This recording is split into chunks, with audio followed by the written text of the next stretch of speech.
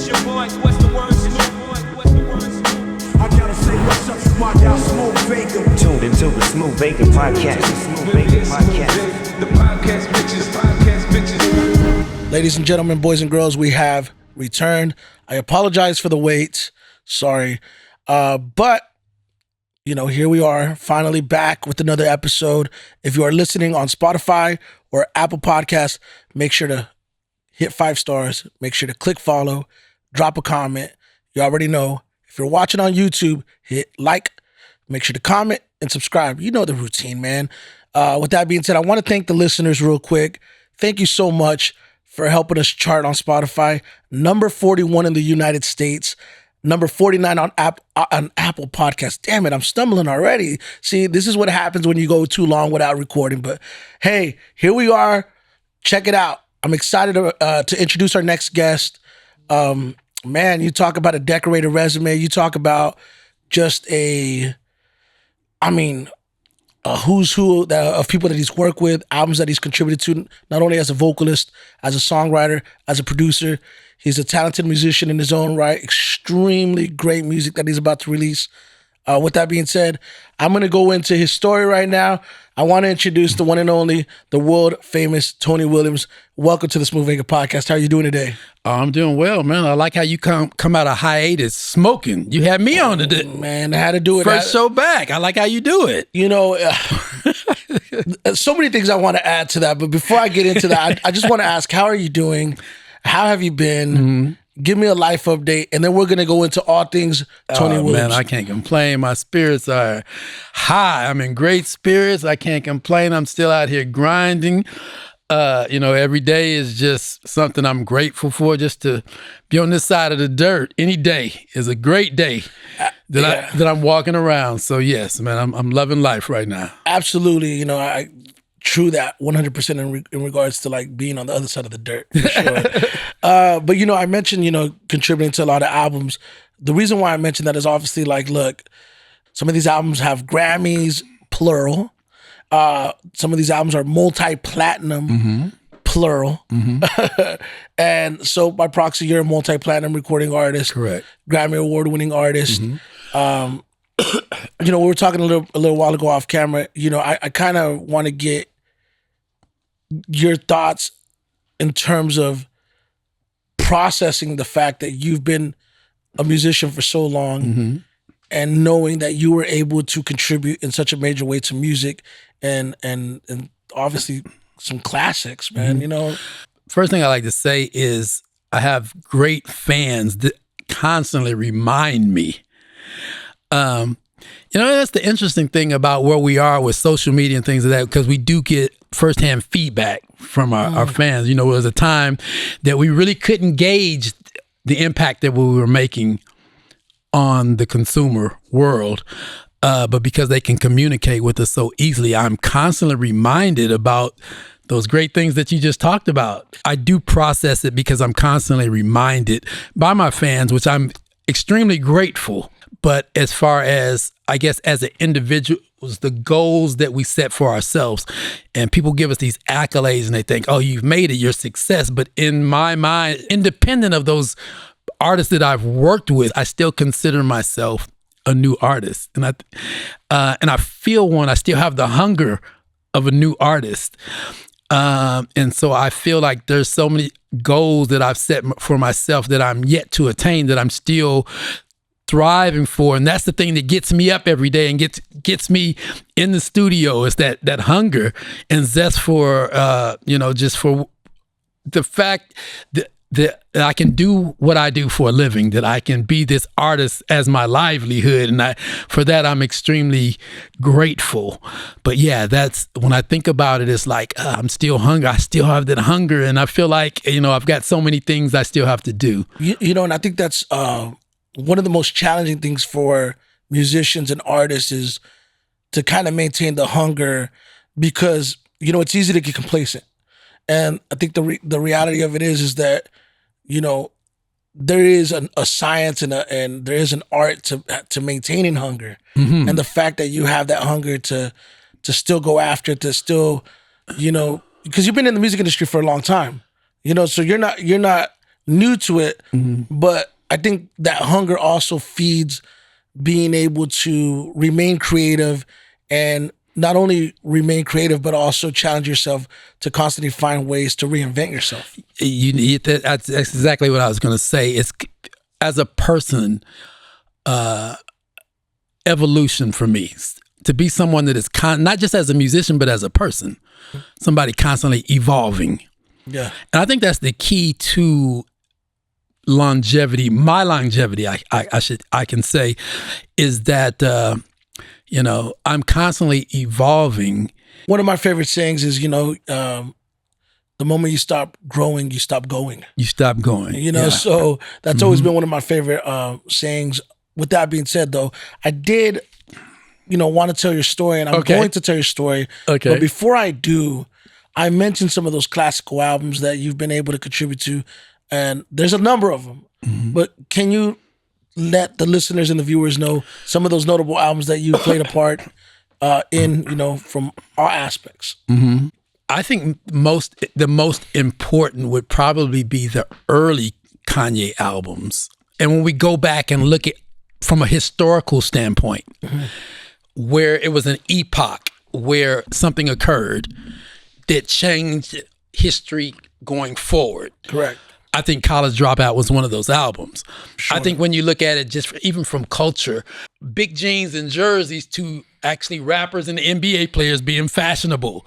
Like fashion was kind of frowned upon in those realms until we kind of single-handedly changed that about culture. My contribution, having a soul singer singing hooks with a rapper, it was like the whole movement, the whole sound, the cultural impact that they have. To your point, which I wanted to put back into context, you've played a part in history. Yes. Because when we look back 50 years down the line, these are going to be regarded as some of the greatest albums of all time. Absolutely. In fact, they already are. Absolutely. So that's a big deal.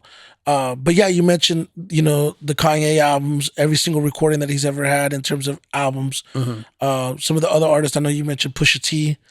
That was off camera we were talking about. Daytona album. Jay-Z. Blueprint 3. The Blueprint 3. And participated. I was on another song with Jay-Z. It was on slept on song. A song called History, and it was on the album LeBron James More Than a Game soundtrack. Yeah, it was a song. In fact, Jay and I performed that at the ball for Barack Obama's first term, the inauguration ball, the neighborhood ball. After the inauguration, we performed that live on ABC. And you also mentioned, in regards to when we were talking off camera, that is, one of your favorite recordings was Nas, the Nasir album. One of my favorite collaborations. Collaborations, correct? Yeah, that's what it was. Yeah. So those are some impressive, projects that you've been able to be part of. But now that we've gotten a little bit familiar with, the catalog, I want to know about the world famous Tony Williams. I'll ask about the name here in a second. We're going to go back to that in just 1 second. Okay. Where does the journey begin? How did it start? When did the music bug bite you? And what was it that led for the music bug to bite you? Okay. So first of all, I have a stock answer for the how did it all start? And my response is Black artists started in church. That's usually somewhere at the base, at the roots of where the music thing is rooted in Black church, in the Black church. And my story is no different. So yeah, that being said, fortunately for me, I'm the product of two musical parents. So when I say musical, their first instruments was a saxophone. My dad and my mom. So when I was 8 years old, I was handed a saxophone. Wow. At the age of 8. My mother was a church pianist, and my father was a singer in church. Nothing professional, but very musical. Great singer. I still aspire to be able to sing as good as my dad. And it's very funny because a lot of people are like, well, who is your influence as a singer?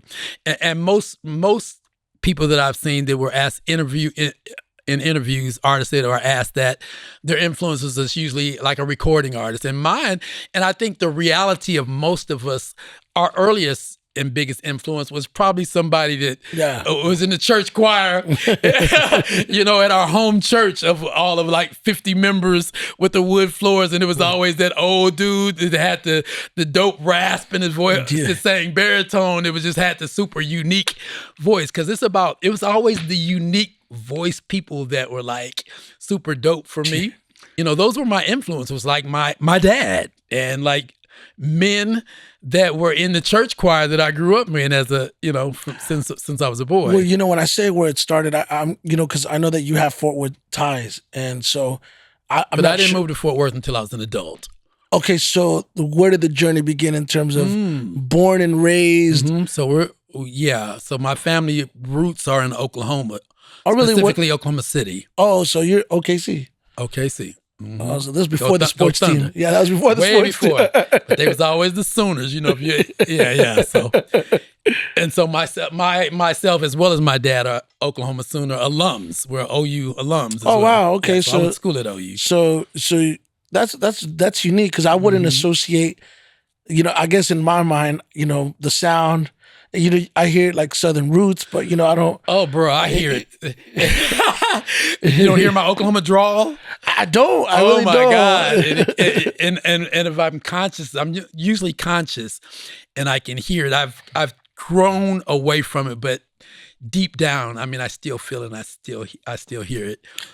So you were rooted with a lot of musicality. You mentioned, the live instrumentation that your parents, that they basically instilled in you because the saxophone. My grandmother was a pianist. Was the president of the church choir. I mean, my grandmother was a church pianist. My mother, my aunt, church musicians. So I guess as the story progresses and as you start, getting older, getting into your teens, your young adulthood. When did it become a reality? Like, this is what I'm going to pursue. And, when did you first start getting into the recording studio? Yeah. And this is a story that I've told at least 1,000 times.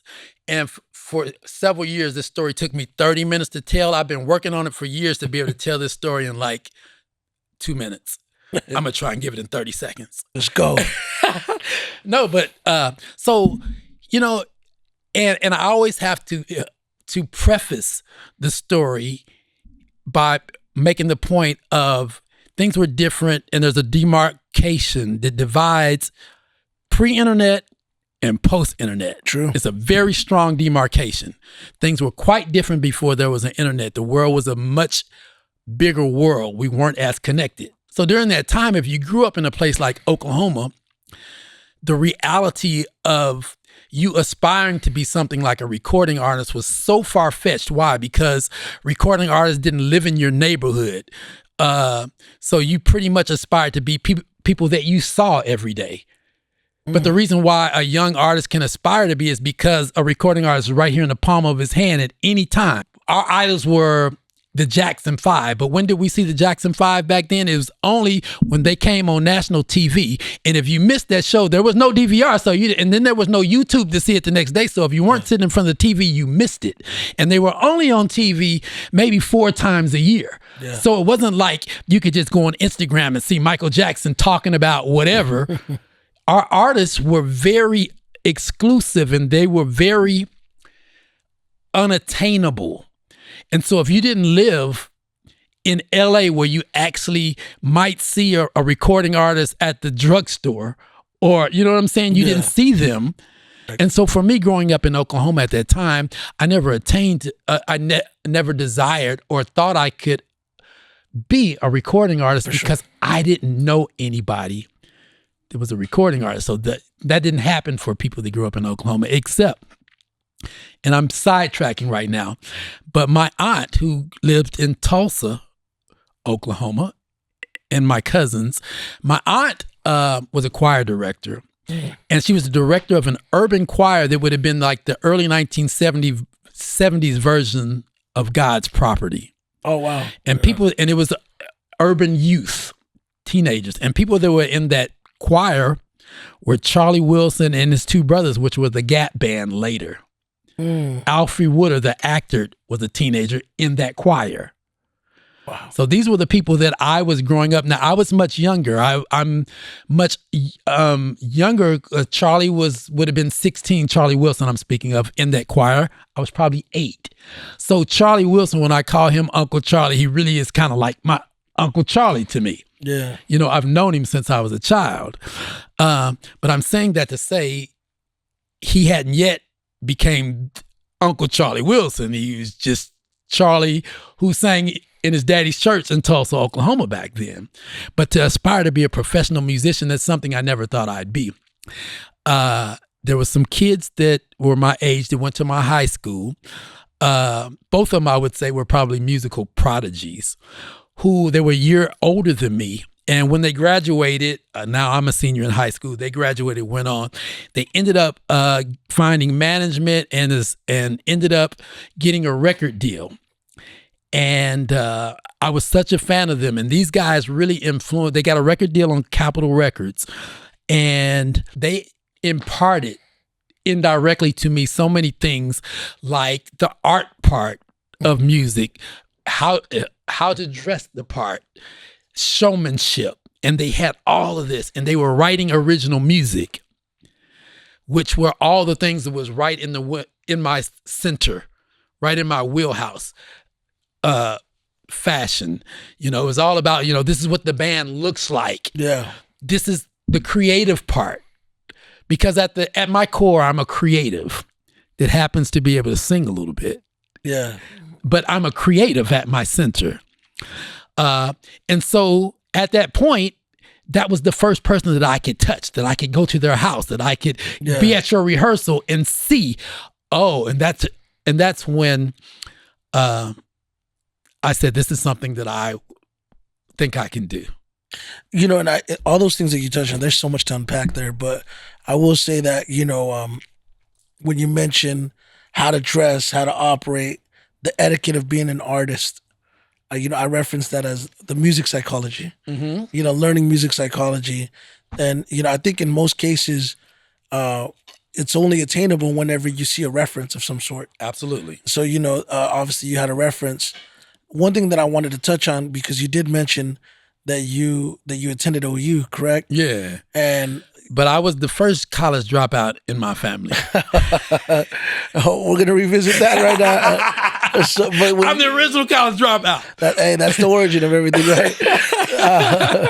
But I will say that when we talk about just being educated in general, and, you know, me and you were having an amazing conversation a little while ago about the art of songwriting. Uh-huh.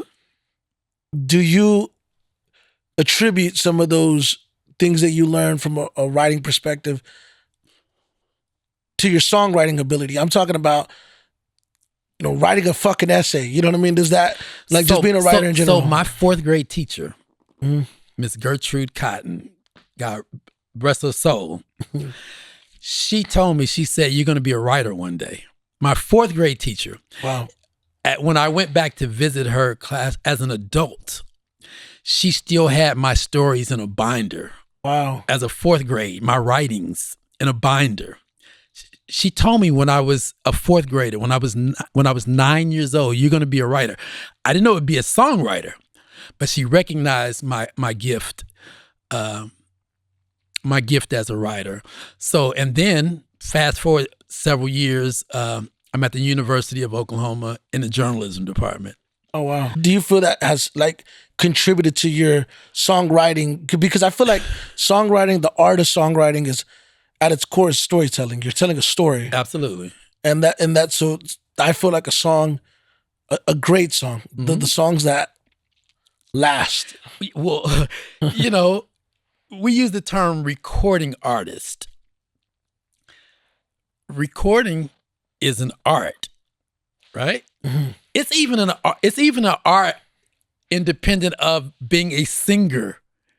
The art of recording records is an art. That's why they call it a recording art. It's not an automatic or a natural fit that a singer, a dynamic singer necessarily translates recording. There is an art to recording. And it's a learned skill. But yeah, and I'm saying that to say that songwriting is an art. It's a skill set. I was watching one of my favorite artists of all time is Sting. And I was recently watching a Sting interview. It was over an hour long, and I was so captivated by it. But they were asking him like what he thought about where contemporary music was. But it was inherent in his answer. You used to see this disclaimer on a lot of things that said, don't try this at home. Yeah. And I think what we've done is made a culture where everybody wants to try it at home. Yes. And I shouldn't say try it at home. I think the music industry is one of the only arenas. In the hospital as a doctor, you wouldn't take out your own appendix, right? Appendix. Nobody can go out on the football field and do what Jalen Hurts is doing as a quarterback. You can't just do that.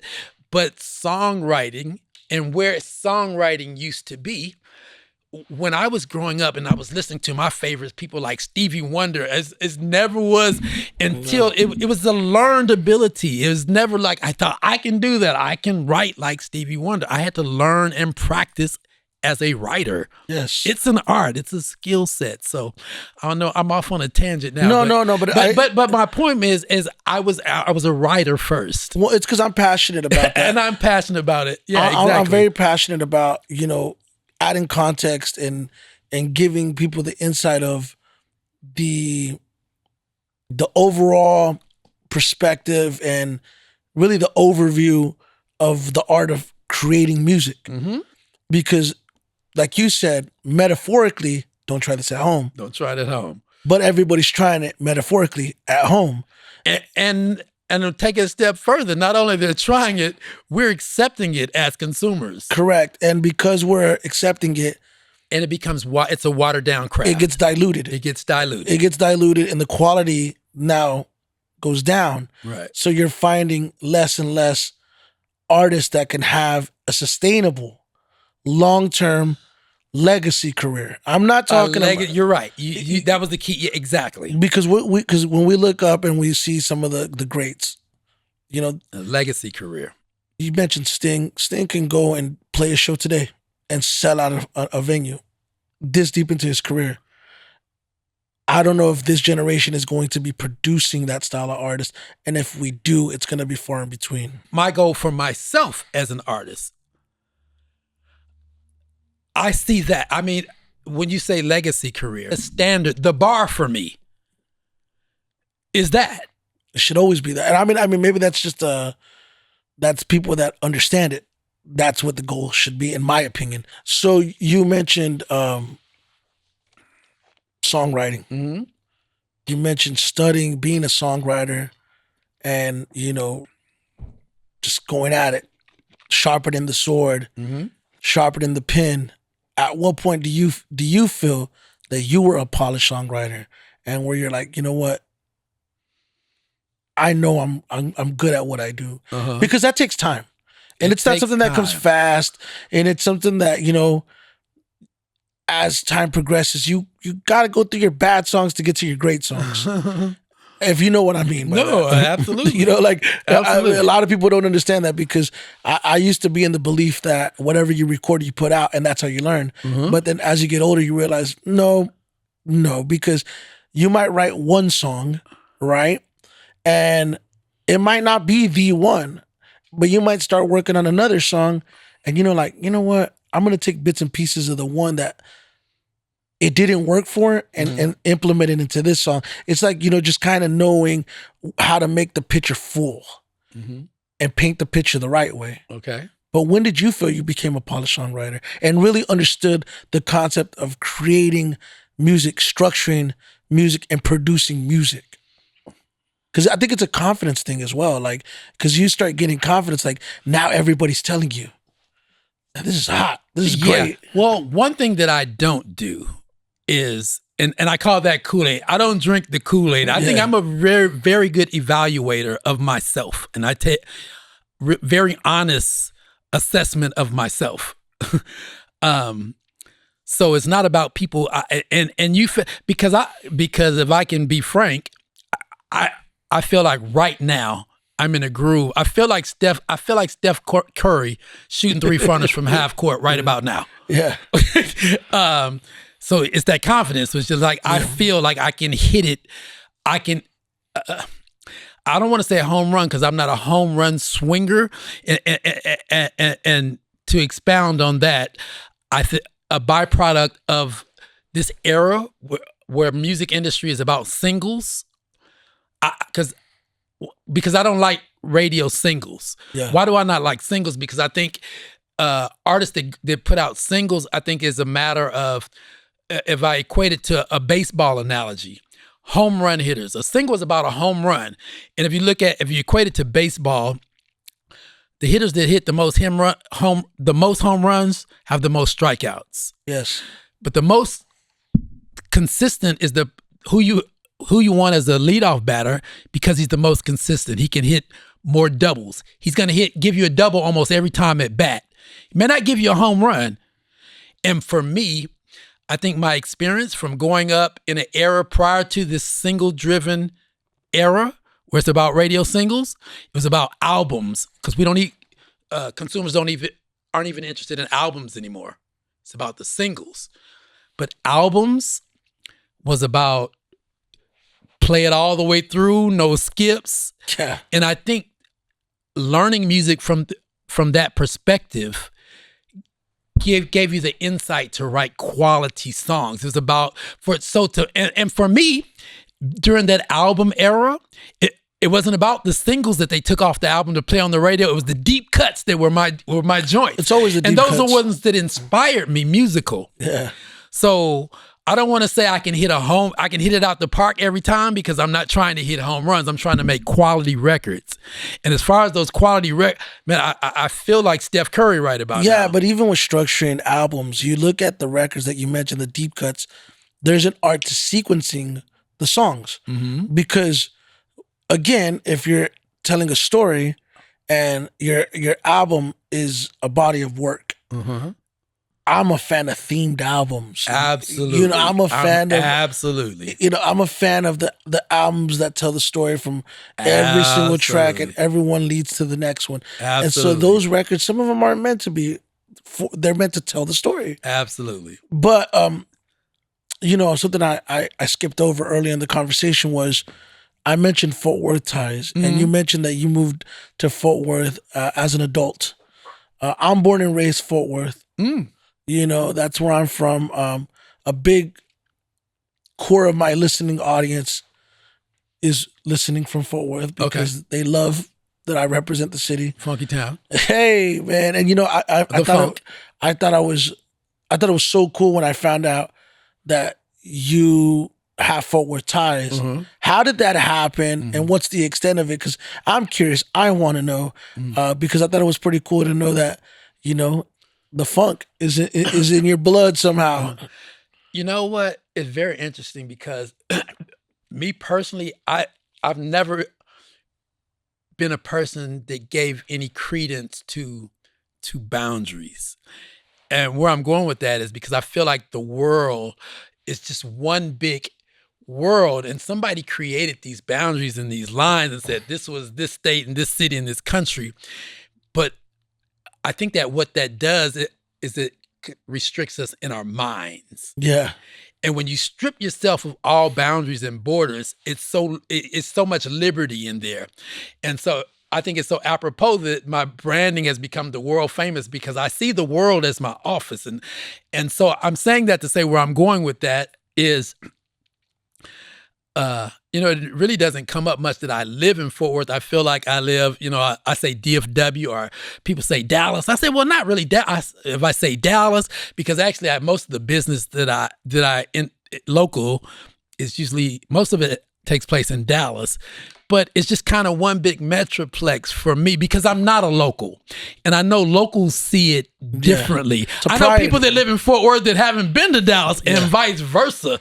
Or I know adults that live in Fort Worth and say, yeah, I've been to Dallas 6 times or 4 or 5. And I'm going, what? We were talking about a bridge a little while ago, and I had no idea what the hell y'all were talking Dallas, about. Yeah, in Deep Ellum on Good Latimer, the old famous bridge right outside of Deep Ellum. Like, yo, you don't remember that troll-looking bridge? It's like famous, iconic. Yeah, I didn't cross the bridge till later on in life. Yeah, but as a local, I know those dynamics, but you know, I've just always been a person that didn't pay any attention to boundaries or borders or anything like that. So yeah, no, that's cool. But how I got there was me being from Oklahoma City, which the natural progression, and Oklahoma City has turned in recent years to a real city from a small city to a small city from a big town. Yeah.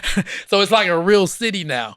But because the Dallas-Fort Worth area was the nearest major metroplex from Oklahoma City, it was a natural progression for most of the people that I grew up with to migrate to Dallas-Fort Worth. Now, I got here by way of, when I left, well, actually, I talked about being the first college dropout in my family.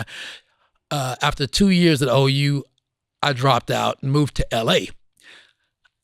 Actually returned to school on the West Coast, went to school, But after living 4 or 5 years in LA, then I got here, moved here, and I landed where my friends that I grew up with lived, which happened to be in a certain section of Fort Worth. And that's where I landed. And I just never really got far from where I first landed in Fort Worth. I still live in a neighborhood. It's cool, man. You know, you gotta understand. Landed there. I think any hometown, you know, or at least for me, right? Anytime I speak about the city or anytime people speak of certain cities, there's a certain level of pride that comes over it. So, you know, to hear, you know, that you were tied in, you know, was really dope. You know, and obviously you mentioned being the first college dropout in your family. That segues into I'm assuming maybe not the second college dropout, but one of the college dropouts in your family. You're related to Ye. What's your relation to Very Ye? close cousin, first cousin. His mom, my dad, brother, and sister. Oh, wow. So we ate at you know how you had a kids table during Christmas? All the kids there? Yeah, so we grew up, well, actually I'm 14 years older than him, but it was probably a couple of years where we both sat at the kids table together. Before I graduated to the adult table. To the adult table. Well, so look, you know, I don't want to harp too much on the relation to Ye, Kanye West, but I do want to know, like, you being now a veteran in the music industry, someone that's, you know, toured the country with him, being part of all his tours, you've been part of all his albums. Do you ever, like, get tired of being asked about your relation to Ye? Or let me rephrase that. Let me position that question a tad bit better.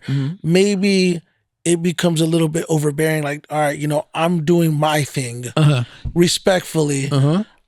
Yes, I'm proud of all the things we've done together. I'm proud of him. And I don't know if that part is when I'm introduced.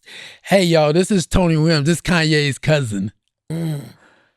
Or not even Kanye's vocalist or co-producer or vocalist.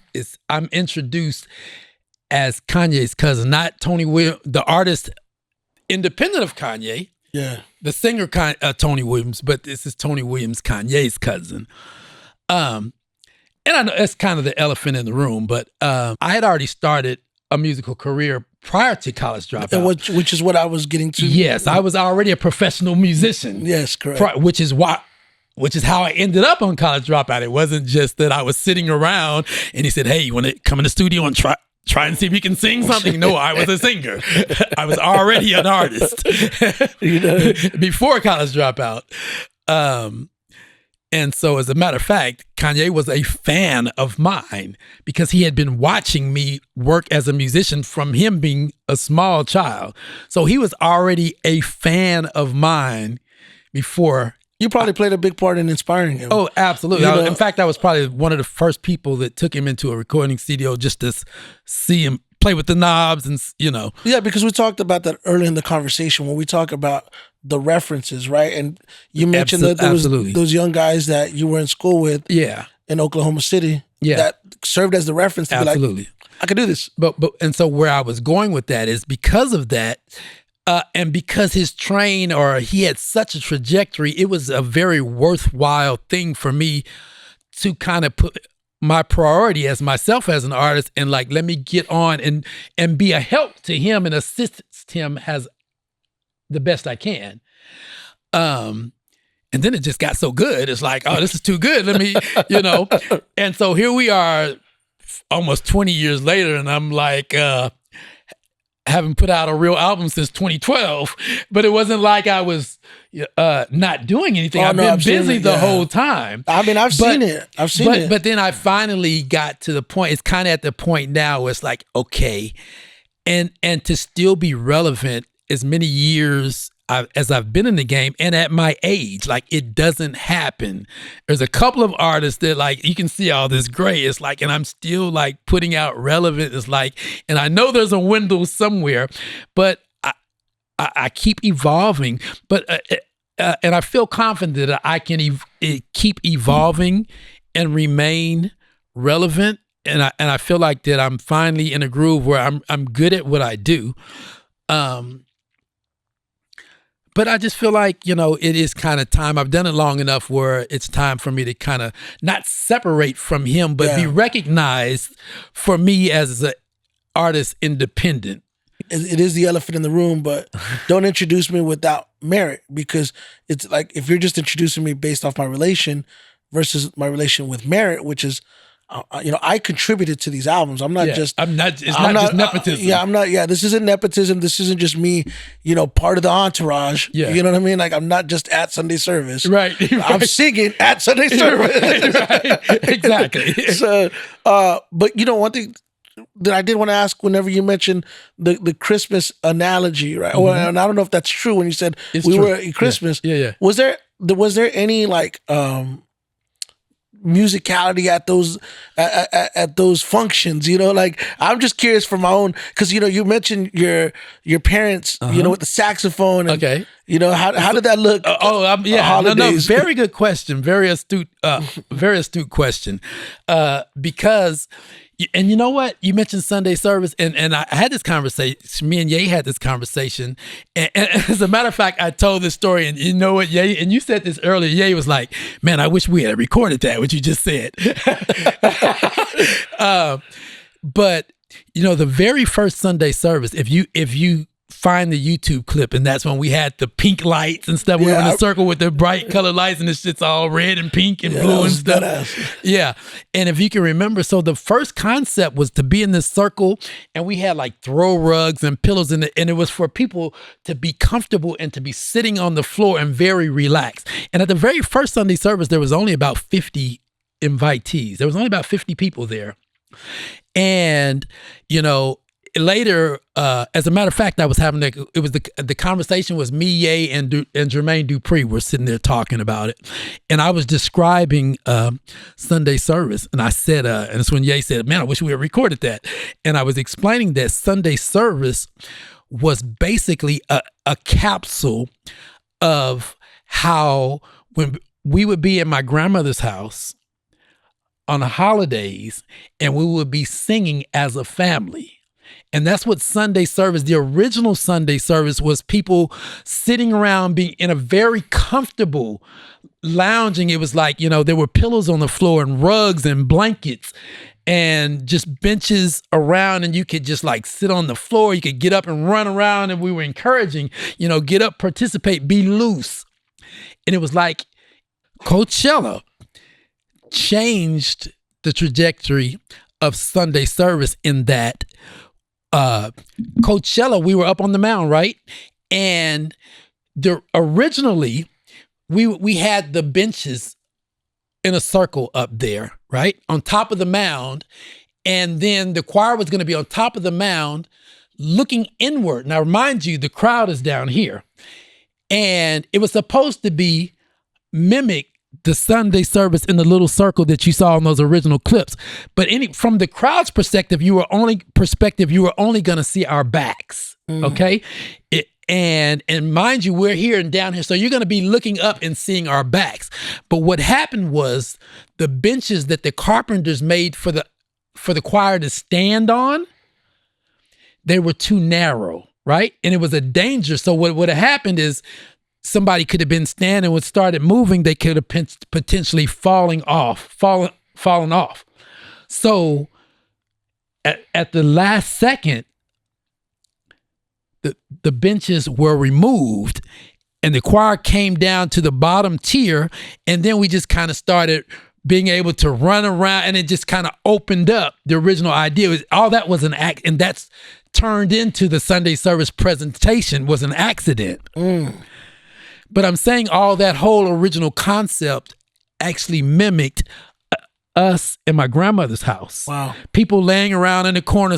And basically what that looked like, and I'm telling you, the funniest thing about those moments was my aunt would be on piano, my mother would be on organ, and then all of us singers would be singing, and not just singing, but there was actually parts, like there was the soprano part. Everybody knew the soprano parts, the altos, who sang alto, who sang tenor and bass. It was a choir, but it was just our family, my aunts, my cousins.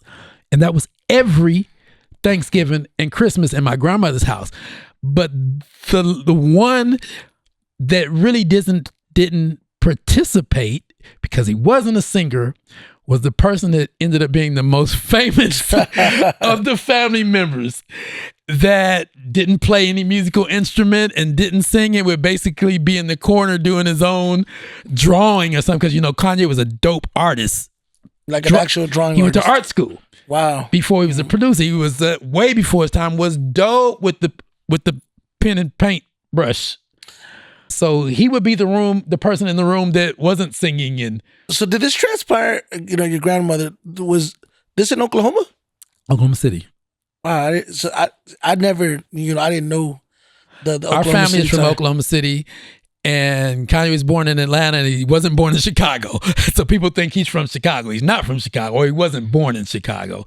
But our family roots, so everybody that meets me and finds out that I'm Kanye's cousin think I'm from Chicago.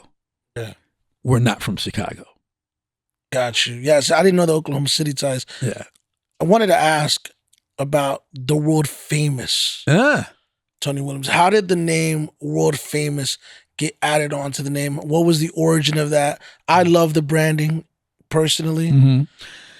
It wasn't by design. Well, that was by design, but I believe in prophecy.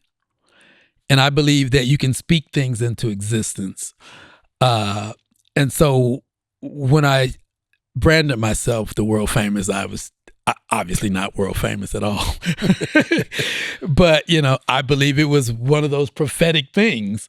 Many years ago, there was a song, probably my first song that introduced me to the world, was a song that was on a Kanye project that preceded the Graduation album. Now, mind you, this is after the shout out on Late Registration on We Major. Gotta say what's up to Tony Williams.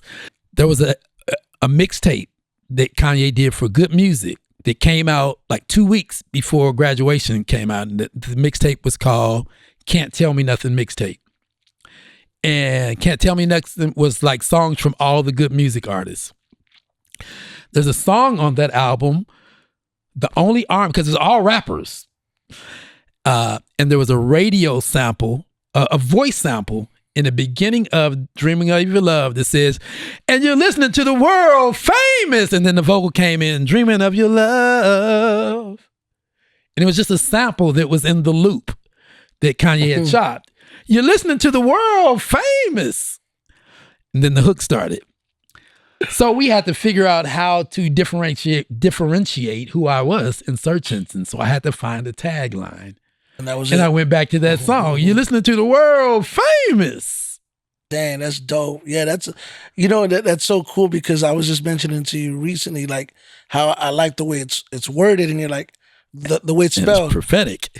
I like the way it's spelled. You're like, Yeah. well, the spelling Oh, was a variation later on that was added on, but WRLDFMS, no vowels. yeah, but Yeah. I love it. I love it. I love it. Yeah. You mentioned some of these great songs that you've done, and we've talked about the songwriting aspect. Is there any memorable studio sessions that pop out in your mind that you could think of that you're like, man, you know what, that was a hell of a memorable studio session, or some that really stand out to you? Yeah. If I can give like two instances. First of all, and a question I usually get is which album project was the most creative or most memorable or exciting project to have worked on, and I'm want to answer it from that approach, and I'd have to say it was Late Registration for me, the whole project. Reason being, and then I'm gonna go to album moment. To song moment. Reason I would say Late Registration. I think there's a time in every artist's career where I think when it's young and there's a certain kind of energy when things are new and fresh, and you got this whole fresh approach. And I think we were so young and green, yet we were hungry in our creative juices, and we were very small. So if you look at a Kanye project now, it's like 974 people working on it, literally. I'm like, bro, why so many people in here? We need all these people. But in the college dropout, Late Registration days, there was literally like 9 of us. You know what I'm saying? Yeah. It was like Ye. It may have been a couple of producers there, like No Idea or Just Blaze or somebody. It may have been like 3 producers, and the writers may have been like 3 of us, like me, John Legend, Keisha Cole. It may have been like 3 people writers on like the whole. It was like 3 of us, and it was very close knit and personal. And we were like literally went to a studio, and we were like those days at Record Plant and all-nighters that turned into all-weekers, in our process. It was just so fresh. Yeah. You know what I'm saying? We were learning and growing together. So that was the most memorable. And then the bigger we got, the more the process changed, and they were a little less exciting for me. But a record I did with Nas, second song I did with Nas, first record being We Major, of course, which was on Late Registration. But the album that was done during the Wyoming sessions, Nasir album, I did a song on there called Bonjour that I featured on with Nas. And it was just probably memorable to me because it was so magical. And people hear... even recently, you've heard like artists like give these quirks. As producers and artists, we're all have our quirks. And one of Ye's quirks that I've noticed people saying, Ye brought me in to do an album, and he like came in for 5 minutes and we never saw him again. It's like, that's one of his quirks. He may show up and hear what you're doing, and he may not. But anyway, it's always, and you never know what he's listening for. So when you nail it, and we spoke on it before. Someone was like, man, Ye ought to do a project just called Versions. And what Versions is because there's like 728 versions of every song that he's done. And I have versions on every song. There's like Tony Williams, like going ham on like records that have never been published before. And some of those versions are probably top tier shit. You know what I mean? You're like, not probably, they are. So my point where I was going with that is that when he actually, you come in and you present something, it's like, okay, that's it. And a lot of times that's it for that day. Tomorrow it ain't it no more. But when something sticks and he likes it, it's just like, and it's just, everything is smooth from the inception to the execution to him accepting it to it actually making the album when the whole process. So, but Bonjour was it was just a dope moment. It was very smooth. And I just dug the fact how the record came out. It's my favorite song on Nasir, not just because I'm on it. I just think it's melodic, it's musical, it's a dope record. but we were working. Good. There was a Good Music studio. We don't own it anymore. In North Hollywood, over on Lankershim, and it was the main room with the A and B studios. But then there were these lofts outside on the other side of the parking lot. There were above the studio offices. There were writing rooms, and I was in one of these small writing rooms up in the lofts above the office. And then downstairs, there was like a parking lot / basketball court kind of courtyard. And then there was the main building. I could see the main building out my window. I'm sitting out up in these lofts, and I'm working on the Bonjour record. And at that point, I don't even know why the song was called Bonjour. It must have been because of the sample they were using or something. It didn't have Part of the file name. The file name was Bonjour. The file name, right? And so, anyway, I was up in one of these lofts. Nas was in Studio A in the main room working. He was in there by himself, him and an engineer. He was just kind of writing lyrics and things and recording parts, different songs. We were working on that album. Anyway, I wrote the Nas, the Bonjour record, which I love the song itself because it's me singing the hook in French and then translating it. So it goes French, English, and that's the hook. It's like say it in French, translate in English. And so just that approach along that I thought was absolutely dope. But Nas he's such a musical aficionado in that I think his dad was like a jazz player, something. So he knows like music.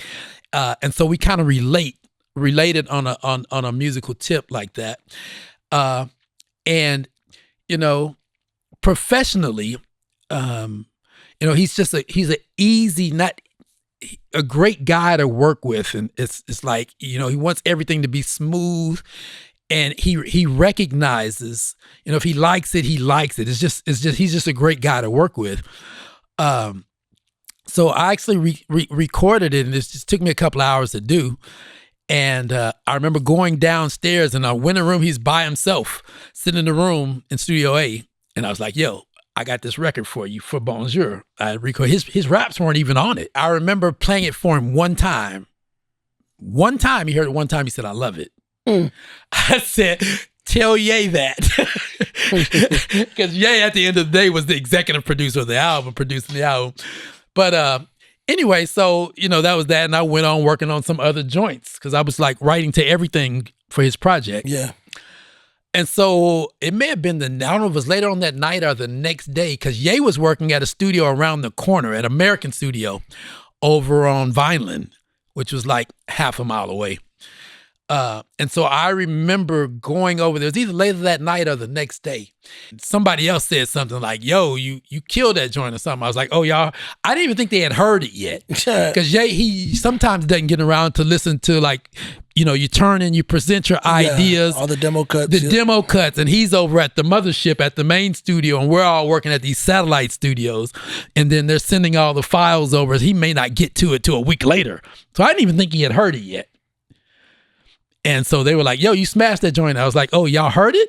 And Ye was like, yep, that's going to make the album. Yeah. It's one of those automatic ones. It was like, okay, that was like Steph Curry from the half court joints. It's like, okay, done deal. Whoa, we're done with this. I'm curious to know what the process looks like in those sessions, in the sense of like, whenever you get brought in, for example, for what I would deem an album camp, right? You know, like, hey, you're coming in, we're working project, fill in the blank, right? And so we're going to come in, we're going to lock you in, and we're going to have these studio sessions to turn over multiple cuts. You're going to be knocking out references, vocals, demos. Yep. You're going to write, whether it be you being the vocalist or you writing for someone else. Yeah. Do they just give you like a handful of tracks and be like, here, have a way? Is that what it looks like? That's what it looks like. And so then how do you prep yourself, and what does your writing space look like in that frame? Like, what does my writing space look like? Yeah, as soon as they give you the record, and then you're like, all right, I'm going to start formulating the ideas, the melodies, the lyrics and everything. How do you... Well, if I were to describe my writing space, it's red, and the walls are very shiny, almost like lit. Well, actually, what I'm describing is the inside of my brain, because my writing space is like actually in my head. And I'm saying that to say that my writing space, and I know what you mean by writing space, because some people have to get in a certain environment or in the zone. In a zone, yeah. My space is every. You know what? I remember back in the days, I write a lot of songs because I'm a runner, and a lot of songs. I got earplugs and my AirPods in, and I'm running around Hollywood, literally running. I'm doing like on an 8-mile run, and with the track in my ear. Yeah. There's rappers that have to smoke weed to write a song. Yeah. I personally have never been able to formulate an idea or write a song without listening to it on a full car ride. On a full car ride. I have to listen to it in my car by myself with nobody around. Absolutely. For me, I think songs are already in the universe. We don't write them, we discover them. Right? I think they're already in the ether. They're already in the universe. We got to discover them. I liken it to the process of a sculpture.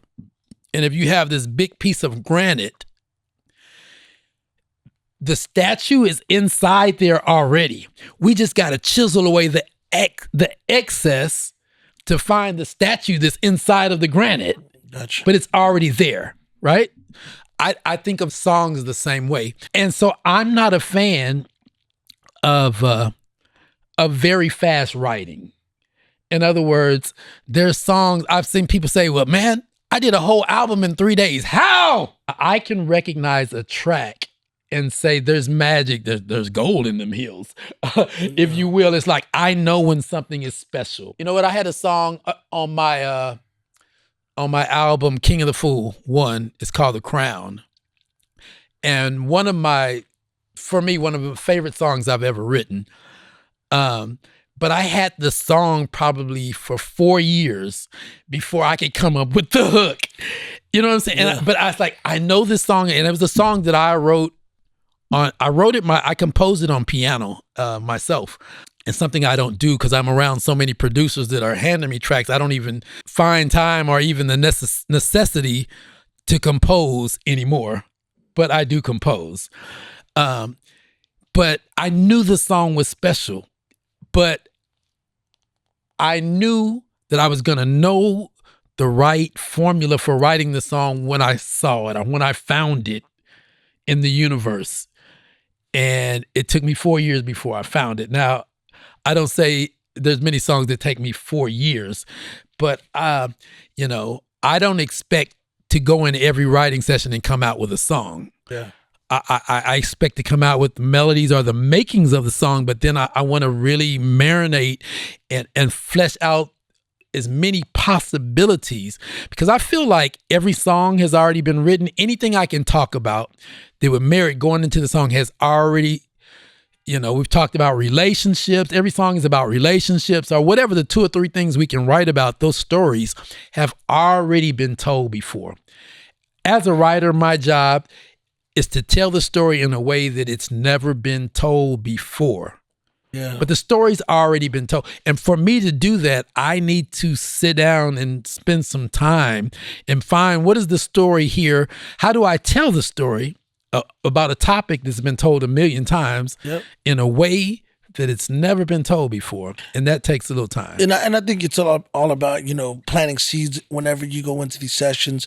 Because, one thing that you mentioned is, you have a song, for example, you mentioned the song that took you 4 years to write. Now, I remember reading an article on Eminem, which, by the way, I'm wearing the hoodie to Mom Spaghetti. Shout out to Detroit Mom Spaghetti. But I remember the interview that I read on Eminem where he said it takes him 2 weeks minimum to write one verse. He said, it takes me a minimum of 2 weeks to write a full verse. And he said, and anybody that says they write their raps in 15 minutes, in my opinion, doesn't give a shit about what they're saying. And now, maybe not rules apply. Those rules don't apply to every spectrum of music. Absolutely. But I will say that there's a lot of merit in what he just said. But there's a lot of truth to what he's saying in regards to making meaningful music. Because I always like to use the term meaningful because, some people just do shit just to do it. But when you're in the business of making great records and great music, I think that's the difference of what you're mentioning. Now, fast forward, current day. What are we working on right now? I know you mentioned you have an album that you mentioned earlier in the conversation. You have an album which would be your first in a while. Wow. In a while. So give us a rundown on this new project, the new album. Title, when it's coming out. If you have anybody on the album, or if this is strictly the world famous Tony Williams. I don't know if I've ever been more excited about a project that I've participated in. Reason being is that I think we have this trajectory or this journey as an artist. We all start, our first album is usually what consumers, what label expect from us. This is, and so, coming out of Yay Camp, my fan base was basically hip hop. There was a certain style. I was known from singing hooks with rappers. It's a certain energy that was expected of me because of who my fan base was, by virtue of the fact of I built this fan base because who I was associated.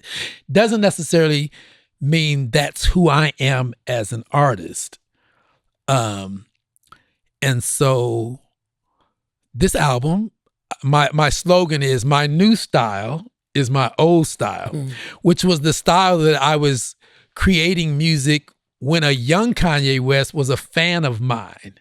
This is when he was a young teenager, seeing his cousin who was already a recording artist, musician, and noticing that I had a skill set as a songwriter. Well, it's this style of compositions that was my original style that I've finally taken this journey back to. If you look at Prince in his last days, it wasn't the early Prince. It was like, I'm really this jazz player. It's like, I'm an instrumentalist. I'm a player.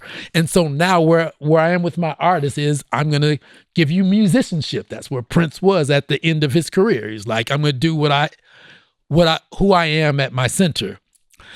And so I'm saying all that to say, like, this album is like, it's finally me. Like, this is me. Yeah. This is my stuff. A Fish Without a Bicycle was the name of the project. I love long ass titles. And you love to fish. Yeah, but I said a fish without a bicycle. But I do love fishing. I remember you mentioned that earlier. A fish without a bicycle. I started out with bands back when all R&B music was bands.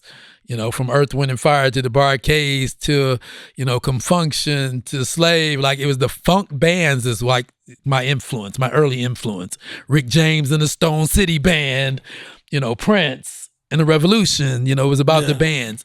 And so even though there is real instrumentation on the album, I did not record the record with a band. However, there's a certain energy. And I always say that the difference in recording artists now and the way music is made, it's made in the reverse of how we started recording music. And what that process was as a band, we would be in our rehearsal place, whatever, and we would write songs as a band. And then first we would go and play a club gig and we would try those songs out in front of a real audience with real people that would react and dance to the music you were presenting to them, positively or negatively. But however, it told you how to go back and tweak the record, but it was based on real live response to a record. And then after we perfected how that engaged a person in a real life setting, and then we'd go to a recording studio and we would try to take the tangible thing that worked in that live setting and make that thing tangible in the studio. Whatever the essence of that song that made it connect in the live setting, how do we translate that to the recording session and bring that out on tape? I fucking love that. Now we go in and we have a producer make a record. We go in and now all of a sudden we put it out. There's some Instagram snippets and that recording artist is a star based on TikTok. And that song is never translated to a live audience, but we already have a record out. And so it's the reverse. Yeah. But although I'm not recording this with a band, it's kind of the energy and the mindset of that is in the studio with me when we're making these records, live instrumentation. So it has that old 80s funk, or that period of the golden age of R&B music, which was the late 70s into the 80s, with funk bands and real instrumentation, really quality songwriting. And so it's that energy. Very diverse song selections from song to song, one body of work, but reinventing yourself as an artist from song to song throughout the album. Not being predictable, really interesting storytelling and writing throughout the album, a very cohesive body of work that makes up a body of work. Really great musicians, a few features on it. Chandler Moore from Maverick City, Wale. Man, who else is on the album? BJ the Chicago Kid. Oh, dope. Olu from Earth Gang, aka Johnny Venus from Earth Gang. Damn. So yeah, it's yeah. I'm excited about it. So when is the album dropping? It drops on my birthday this year, June 16th. June 16th. June 16th, my birthday. Man, obviously we're looking forward to the album dropping, and obviously it's going to be available, worldwide on all DSPs, which brings me to an interesting question. Okay. And one of my last ones, Yep. which is, do you see and feel the difference between the album era and the streaming era, which is something we talked about, and what are the kind of the pros and the cons? Like, how would you compare the eras of the album era versus the streaming era? Like I know you mentioned it in a sense in that answer, but because this album is gonna be a fully cohesive, well thought through, put together album, and we're releasing it in this new digital era, this digital space. Like, what are your thoughts on that digital era, streaming era versus album era? Well, I think I kind of answered it, and I'll reiterate it in the baseball analogy, because the streaming era reduces us down to singles again. True. And nobody wants to buy an album, a body of work. And that body of work, that album, was so much about the artistry, from the album cover to the liner notes to knowing all the musicians that played on the album. Like, I know who played bass on Stevie Wonder's songs in the Key of Life. Is Nathan Watts. Like, because I would sit there on shag carpet, laying down on shag carpet and reading liner notes. Yeah. So it wasn't about the single. It was about being able to listen to an album from front to end without skipping, because there weren't songs on there that were worthy that you want to skip. Because for me, an album is only as strong as its weakest album cut. And it was always about the album cuts for me. Yeah. Radio music is what I call C music. Not C like being in the C, SEA, but C like ABC. So why do I call it C music? It's because when you're in high school, they give you grades A, B, C, D, or F. Yeah. C being average, that's a 70. A C is very average. And I always thought that radio singles were projected to an average ear or consumer. It was not great and it wasn't bad. It was right in the middle. It was like, I feel like they simplified the records and It's a C. Yeah, it's a C. Yeah, that makes sense. If I were a doctor and I came out of med school and I made all C's, would you want me operating on you? Hell no. You wouldn't. There are doctors that made C's in med school. It's like people say, oh, so my son's a doctor. Was he a good doctor? Was it A doctor, B doctor, C doctor? There are C doctors. There's C lawyers. And I call radio music C music. Yeah. The best songs are usually the deep cuts. So for me, it wasn't about swinging for the fences. It's about a body of work.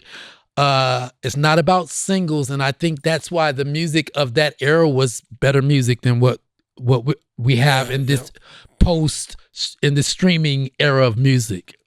I before I wrap up, one thing that I wanted to touch on was, we were having a conversation about family earlier in this conversation, and going back to the days of, Christmas and being in the living room with your grandmother, your cousins, your uncles, your aunts.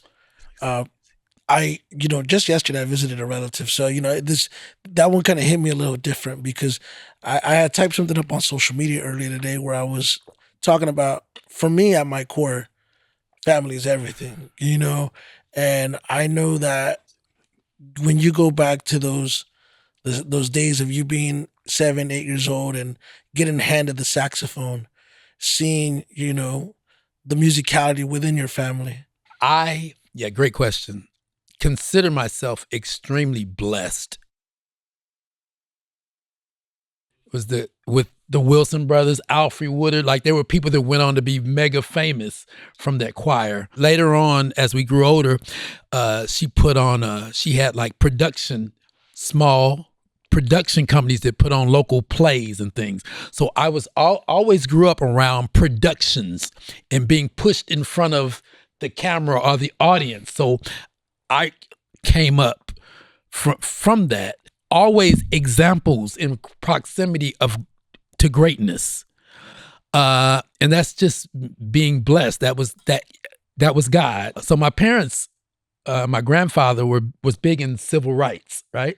So there's a monument in Oklahoma City at the NAACP headquarters where my father and my grandfather are etched in granite along with Martin Luther King and all of the famous civil rights leaders. Sit-ins were the demonstrations where they took kids to the delicatessen counter in protest until they could be served. Blacks could be served in white establishments. Those were sit-ins. They were very famous. The very first one actually took place in Oklahoma City, and there was a parade of cars driving, and they took kids. And the lead car in the parade driving to the Cat's Deli was driven by my grandfather. And there's a song on College Dropout where Kanye says, "I get down for my grandfather who took my mama, made us sit in that seat where white folks didn't want us to eat. And at the tender age of 7, she was arrested for the sit-ins. And with that in my blood, I was born to be different." Talking about my grandfather, there's a site in Oklahoma City where they're actually building life-size statues now of the whole mock-up of that actual sit-in. The lady that was the NAACP president in Oklahoma City of that chapter was a lady by the name of Clara Looper, who was a giant in civil rights. She was a member of our church. And she would put on, and she was actually over all of the Black Miss Oklahoma pageants.